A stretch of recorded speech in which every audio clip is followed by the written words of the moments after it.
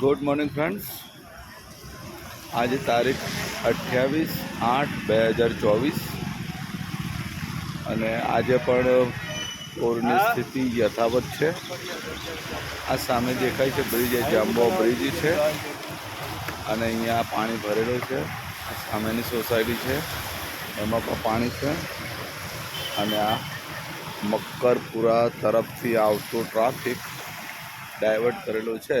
અહીંયા અમુક સાધનો આવી રહ્યા છે પોતાના રિસ્ક ઉપર અને અહીંયા પણ સાધનો ઊભા છે અને જંબો બ્રિજની પાસે ગાયત્રી સોસાયટીની પાસે છે આ વ્રજધામ સોસાયટી. આ છે વ્રજધામ સોસાયટીનો બોર્ડ અને આ વ્રજધામ સોસાયટીમાં કાકા જઈ રહ્યા છે. ઢીંચણસમાં પાણી છે.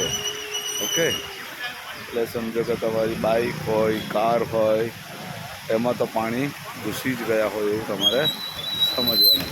ઓકે, એટલે આ સ્થિતિ છે. એટલે હજુ પણ પૂરની સ્થિતિ યથાવત રહેશે, કદાચ 1-2 દિવસ એવું લાગી રહ્યું છે. આ બધું ટ્રાફિક ડાયવર્ટ થઈ રહ્યું છે બીજા રોડ પર, પોતાના રિસ્ક ઉપર લોકો જઈ રહ્યા છે. આ પરિસ્થિતિ છે. ઓહો.